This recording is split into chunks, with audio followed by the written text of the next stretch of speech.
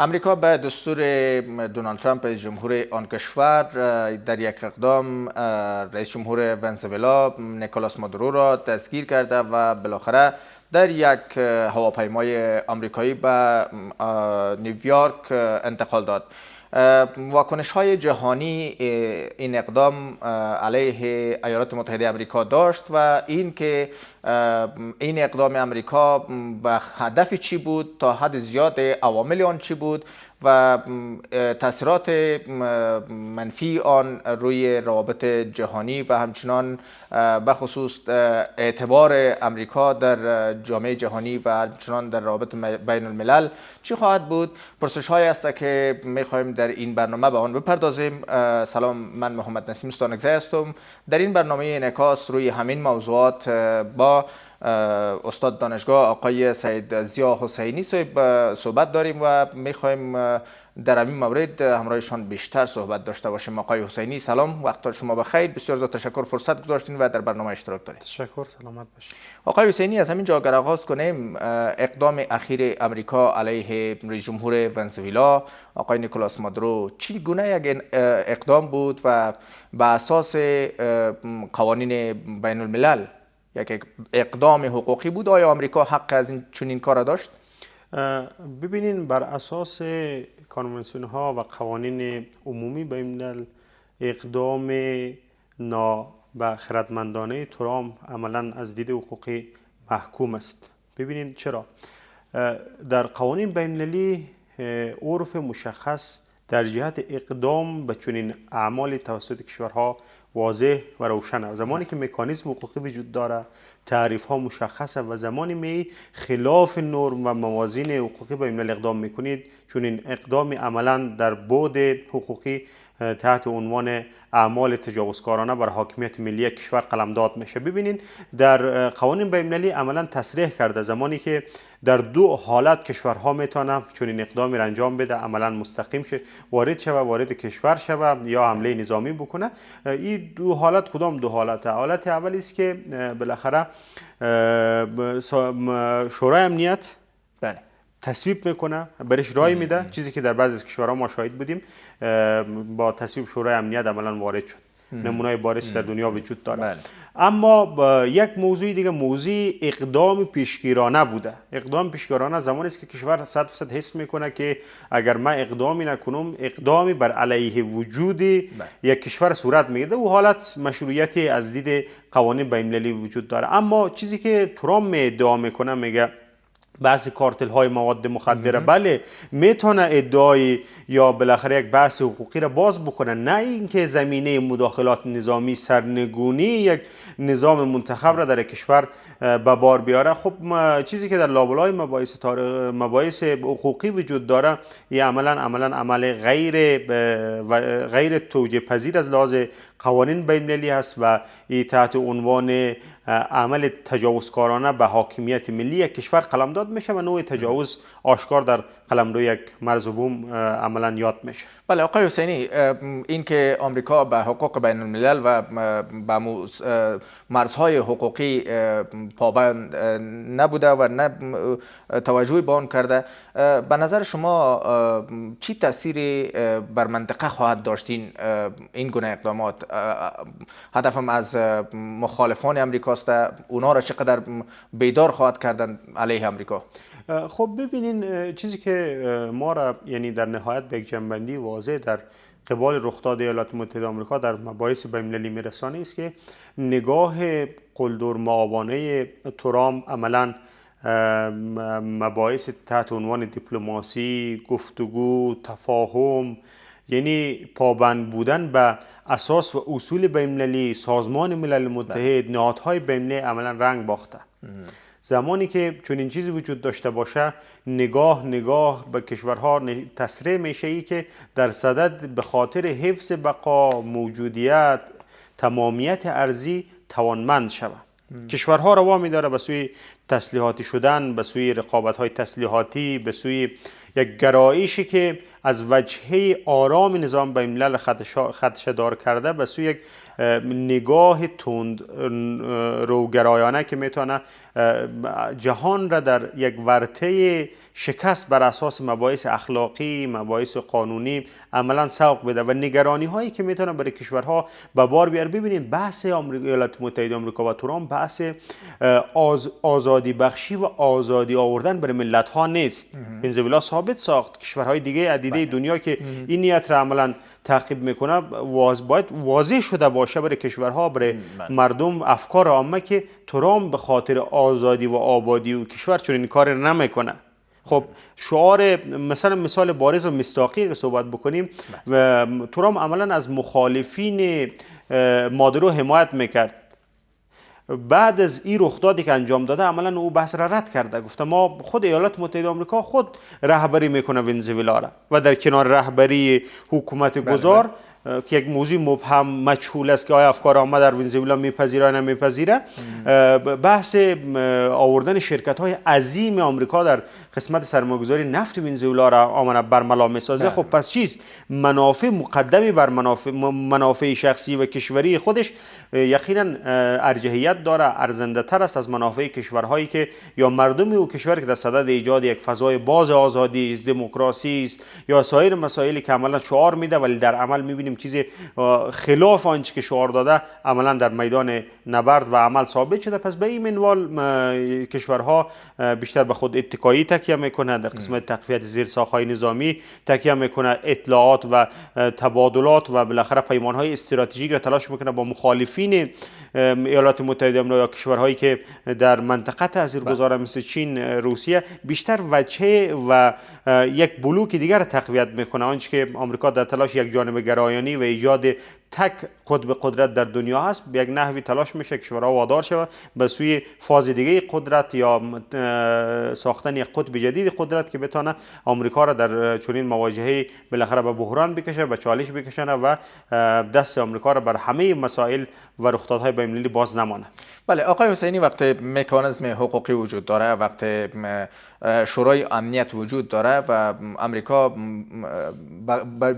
در عدم توجه به نکات علیه ونزوئلا اقدام میکنه، علیه نیکولاس مادورو اقدام میکنه، اعتبار جهانی آمریکا به کدام سو میره؟ خب بله، این که سازمان ملل متحد وجود داره درست است، اما در قدم اول بر اساس قوانین ایالات متحده آمریکا هر آن اقدام و حمله نظامی مداخله نظامی بر کشوری که تعریف میشه نیاز به توافق سنا ایالات متحده آمریکا را در کنگره ایالات متحده آمریکا را در. خب بس به این دلیل و این مبحث ترامپ بدونی که ساختار قانونی و تصمیم گیری ایالات متحده را در جنان بگذاره دست به چنین عملی شرورانه و بیباکانه میزنه. خب این در این صورت هیچ جایی برای سازمان ملل متحد وجود نداره. زمانی که ساختار داخلی زیر پا میشه، حرمتی از لحاظ قانونی و تصمیم گیری برایش قائل نمیشه، سازمان ملل متحدی که با نقش آفرینی منفعلانه در رخدادهای بین‌المللی مثل غزه،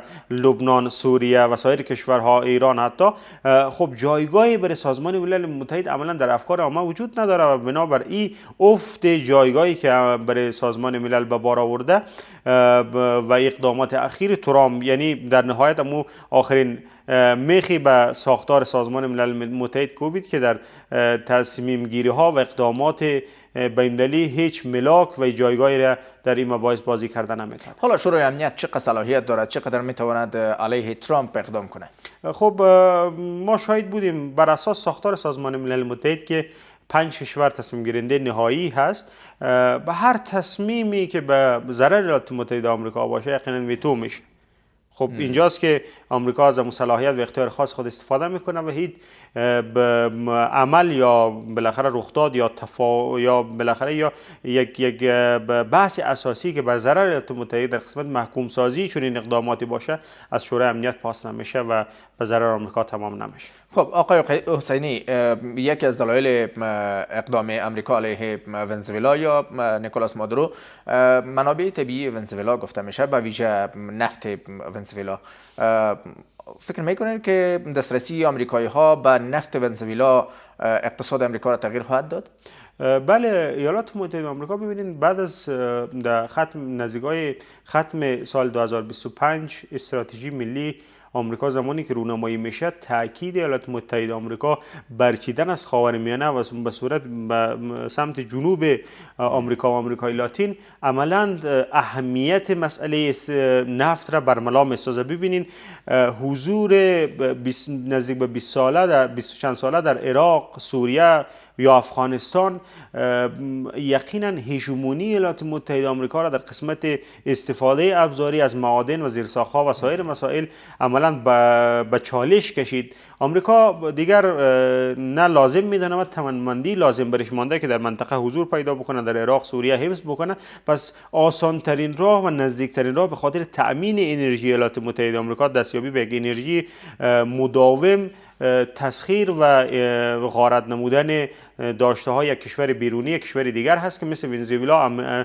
نمونه بارز و واضح است که تمام تلاش ترامپ به است که به این معادن و زیرساخت‌های نفت و انرژی ونزوئلا دست پیدا بکنه به صورت بنیادی و در طول زمان طولانی بتونه از این فرصت استفاده بکنه برای خود یک وجهه‌ای را در داخل آمریکا در بازار نفت برای خود به بار بیاره. اما از نیاز افکار عامه من فکر میکنم بیش از که به نفع ایالات متحده آمریکا و ترامپ واقع شد به ضررش بوده، چون وجه‌های بین‌المللی، بیداری مردم و آگاهی عمومی نسبت به رخدادهای بین‌المللی مردم وامی داره که یک واکنش نسبت به چنین رخدادی انجام میده و در نزد افکار عامه عملا ترامپ را محکوم و بالاخره متجاوز سر بده. بله آقای حسینی، ونزوئلا که حالا رئیس جمهور منتخب خود را از دست داده و بالاخره توسط نیروهای آمریکایی ولچک زده میشه و بالاخره به نیویورک منتقل می شود، حالا حاکمیت ملی ونزوئلا زیر پرسش میره و از یک سو آمریکا دونالد ترامپ میگه که اداره ونزوئلا را در دست خواهد داشت تا از دوران یا از گذار سیاسی بگذرد. بالاخره حاکمیت ملی ونزوئلا چی خواهد شد؟ خب ببینین سناریوهای مختلفی عملا شرایط در آن واحدی که ما شما قرار داریم برای ونزوئلا متصوره. فقط خبر به یک نحو اختطاف بین‌المللی رئیس جمهور یک کشور سرخط خبر است و از این طرف ببینیم ایالات متحده آمریکا ترامپ به یک نحوی از این موضوع استفاده تبلیغاتی عظیمی به نفع خود میکنه. خب این که سرنوشت ونزوئلا، حاکمیت ملی ونزوئلا یا مردم ونزوئلا به کجا میرسه، دو سه سناریو عملا قابل مشاهده است. یکی که یک تفاهمی صورت میگیره بر ساختارهای فعلی ونزوئلا بر اساس گفتگو بدونی که ایالات متحده آمریکا وارد یک درگیری عظیم شود، خود را وارد بسازه. خب اولین گزینه و محتمل گزینه برداشتن مادورو بود که اکثر کارشناسان به این موضوع با تحرکاتی که ایالات متحده آمریکا در دریای کارائیب وجود داشت قابل پیش بینی بود. اما این که به این صورت انجام میشد ممکنه با یک سلسله پرسش‌های مواجه باشه. اما من فکر میکنم اولین گزینه این خواهد بود که اینا از طریق مفاهمه، گفتگو، چون ریسک جنگ را چون مردم در ایالات متحده آمریکا، مالیات دهندگان ایالات متحده آمریکا حاضر به پرداخت یک هزینه عظیم به خاطر بلند پروازی ها و اقدامات بیباکانه ترامپ نیست. اینا مخالفت میکنه. وقتی که در کشورهایی که ساختار به اساس ساختار انتخابات و دموکراسی است، افکار عامه نقش اساسی و تعیین کننده را داره. مجاب میشه به اساس یک گفتگو یک تفاهم میکنه و یک سلسله معادن به ایالات متحده آمریکا داده میشه. بس سناریوی خوشبینانه ترین سناریو همی است. سناریوی دوم ببینین، مادورو در سالهای اخیر زیاد تلاش کرد که با یک سلسله اقدامات استراتژیک و پیمانهای استراتژیک با روسیه، چین، ایران بتونه یک زمینه تفاهم و سرمایه‌گذاری یا حداقل ایجاد پایگاه‌های نظامی را برای کشورها مساعد بسازه داخل خاک ونزوئلا. خب و در کنار از این خود مادورو تلاش کرد یک ملیشه سازی در کناری که تعداد عظیم از نیروهای انتظامی، امنیتی و استخباراتی در ونزوئلا وجود داشت، یک شبکه عظیمی از جنگجویان بالاخره تا دندان مسلح یا حداقل باورمند به یک اقدام نظامی علیه آمریکا یا حضور آمریکا در منطقه کارائیب را تهدید بکنه وجود داره. خب ممکنه اینا یک سلسله اقدامات را انجام بده، یک شورش و یا نفوذی هایی که ایالات متحده آمریکا در طی 20 سال تلاش کردن نفوذهای استخباراتی به وجود بیارن، یک آشوبی در ونزوئلا رخ بده که در این صورت یقینا داشته های ملی، منابع ملی، سرمایه هایی که در ونزوئلا وجود داره ممکنه به تاراج برده شود و یک سرنوشتی بدتر از بدتر را برای مردم ونزوئلا تعریف بکنه که در این حالت یقینا پیش از اینکه ایالات متحده آمریکا در خوشی زود هنگام بردن ونزوئلا غرق شود، ممکنه که تهدیدات دراز مدت برای ایالات متحده آمریکا و ناامن ساختن دریای کارائیب یک مشکل و دردسرساز عظیم برای آمریکا باشه. از اون طرف ممکنه در این حالت بهترین استراتژی برای چین است که یا همچنان بهترین استراتژی برای روسیه است که آمریکا را درگیر بسازه در جنگ فرسایشی دراز مدت، مثل که حضور در افغانستان درگیر شد، یک جنگ فرسایشی در نهایت پا به فرار گذاشت، اما یک زمینه را در ونزوئلا مساعد بکنه و از این فرصت پیش آمده به نفع خود استفاده عظیمی داشته باشه. بله، حالا کشورهایی که شما هم اشاره داشتین رقیب آمریکا بخصوص چین و روسیه، آمریکا را بعد از این اقدام به عنوان یک کشور ابرقدرت یا یک کشوری که میتواند در کوتاه‌ترین مدت حتی در 2 ساعت و 20 دقیقه رئیس جمهوری یک کشور را دستگیر میکند، به عنوان یک پرقدرت ترین کشور میشناسد و یا به عنوان یک کشور ناقض حقوق بشر و ناقض حقوق بین المللی؟ خب ببینین، شما مطرح کردین که در طی 2 ساعت موفق به برداشتن رئیس جمهور یک مملکت میشه، حاکمیت کشور نقض میکنه. من فکر میکنم در این بردن به این آسانی و طی 2 ساعت به این چیزی که ما مطرح میکنیم نیست. یکی که ما منتظر باشیم ابعاد عملیات مشخص شود، تلفاتی که وارد شده مشخص شود، اقدامات مشخص شود. یک دوم بحث دیگه عملا ما را وسوسه میکنه به او سمت میکشانی است که دستهای پیدا و پنهانی در ساختار نظام حکومتی و نظامی و انتظامی ونزوئلا وجود داشته که زمینه چنین اقدامی را باز کرده باشن، خیانت از داخل. ببینید یک بحث اساسی را اگر در این قالب مطرح بکنیم، 2 عامل اساسی و تعیین کننده میتونه حکومت ها را به شکست مواجه بکنه. یکی اغتشاشات داخلی و مداخلات بیرونی. من فکر میکنم ونزوئلا بعد از 2014 با پایین آمدن نرخ نفت در بازار جهانی، ونزوئلایی که عملاً به عنوان اولین کشور دارنده نفت جهان است و تاثیرگذاری در حوزه نفت داره، زمانی که نفت قیمت نفت افت میکنه، چون اقتصادش عملا متکی به نفت است، یک سلسله نارضایت‌های داخلی را به وجود آورد و این نارضایت‌های داخلی در کنار مداخلات خارجی خب یقینا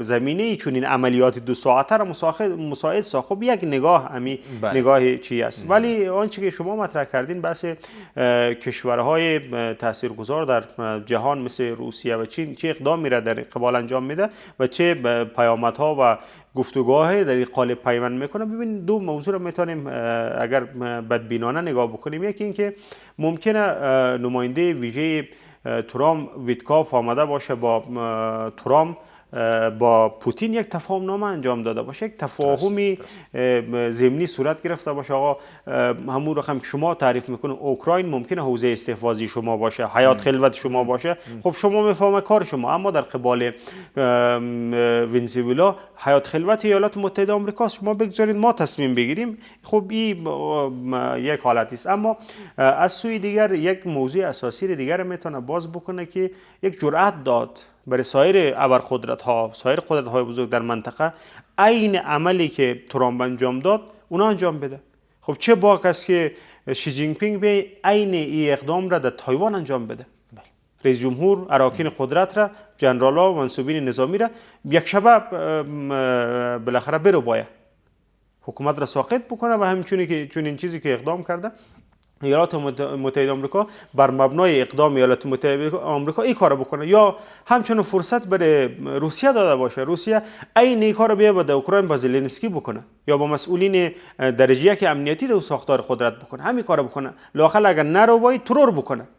عملا مورد هدف قرار بده. یقینا دسترسی را هم چین از لحاظ استخباراتی به رهبر تایوان داره و هم روسیه این دسترسی را داره. خب یک مشروعیت جهانی را خب عملا ایالات متحده آمریکا از لحاظ اونا به بار آورده. خب این یک فاجعه است در عرف بین‌الملل و در قوانین بین‌المللی که در نهایت هیچ چیز قابل پیش بینی نیست و هیچ کشوری داره مسئولیت نیست و هیچ قانونی هم نیست که محدودیت بر اینها اعمال بکنه و این سازمان بین‌المللی وجود نداره که اینها را تحکم بکنه و به یک چارچوب قانونی و گفتمان بین‌المللی واداره. بله آقای حسینی، امریکا همیشه تلاش کرده که نفوذ خود را در کشورهای منطقه و حتی کشورهای جهانی داشته باشه و حفظ کند. به نظرتان مداخلات امریکا در امریکای لاتین یا مداخلات نظامی اقتصادی دونالد ترامپ در امریکای لاتین یکی از امو تلاش‌های صلح‌طلبانه دونالد ترامپ است؟ با آمدن ترامپ به سکان قدرت ایالات متحده آمریکا نزدیک به 1 سال از حکومت ترامپ 5 کشور مورد حمله نظامی قرار میگیره. خب اون چیزی که ژستی که در انتخابات مطرح میکرد، مشکلات ایالات آمریکا، توجه به ابعاد اقتصادی، خاتمه به جنگ ها، بالاخره لابی کردن به جایزه صلح نوبل، این مسائل همه رخت بسته و میبینیم بیشتر بچه سلطه‌گرایانه ایالات متحده آمریکا در منطقه آشکار میشه. اما تینت واقعی ایالات متحده آمریکا برای مردم جهان باید واضح شود که ایالات متحده آمریکا در صدد گفتگو یا ایجاد یک مفاهمه و تفاهم بین حاکمیت ها در کشورها نیست. تلاش میکنه بیشتر از راه زور، سلطه، تحکم به منافع خود، به منافع حد اکثری خود دست پیدا بکنه. پس به این منوال همه کشورها در این قسمت بیداری لازم را باید داشته باشه، خصوصا کشورهای اسلامی که در طول 2 سال گذشته و 1 سال گذشته حکومت ترامپ عملا متاسفانه بازی بدی در قبال سرنوشت ملت فلسطین داشته، از مظلومین نتونسته دفاع بکنه. اگر این حالت دوام پیدا بکنه تبدیل به یک قدرت نشه، این روزی است که ممکنه به سر هر کدام این کشورهایی که تحکم ایالات متحده آمریکا را قبول نمیکنه به سر اینها هم بیایه. بله آقای حسینی، این نوع سلطه‌گرایی چی تهدیدی به نظم جهانی خواهد داشت؟ خب نظم جهانی عملا نظم جهانی را پاشانده. زمانی که ساختار بین‌المللی وجود داره، سازمان مللی وجود داره، خب ما حرف ما همین ساختار است که بالاتر از سازمان ملل کدام ساختار قانونی عملا وجود داره؟ خب نداره.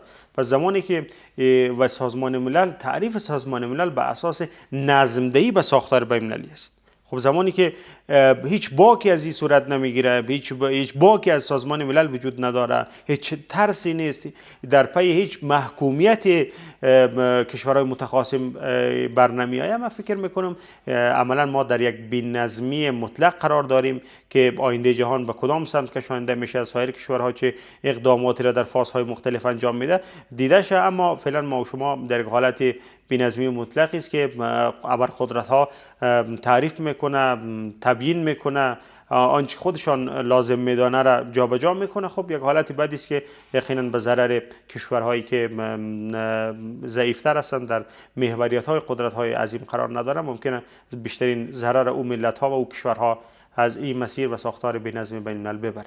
بله آقای مادورو بالاخره به نیویورک برده شد و حالا اگر از این زاویه بحث داشته باشیم که حقوق داخلی امریکا یا محاکم امریکا چقدر صلاحیت زیر داره که مادورو محاکمه شود بالاخره؟ خب من فکر میکنم این یک عملکرد حقوقی نیست، بیشتر یک عملکرد سیاسی هست و اونها هم برگرفته از جو سیاسی که ترامپ به وجود آورده تلاش میکنه به یک نحو یک زمینه محاکمه لااقل خودساختگی را به وجود بیاره، اتهامات عظیمی را به مادورو مثل تروریست در قسمت قاچاق مواد مخدر، فرستادن تروریست ها به ایالات متحده آمریکا، سایر مباحث از این فرصت استفاده بکنه، یک زمینه محکمه ساختگی و بافتگی را تهیه بکنه و استقلالیت محاکم هم در قسمت یقینا ممکنه در نزد افکار مورد سوال و پرسش عظیم قرار بگیره. بله اگر بحثم جنبندی شود کوتاه بر ما بگویید آقای حسینی، ادامه این سیاست دونالد ترامپ چه عواقب خواهد داشت به جهان؟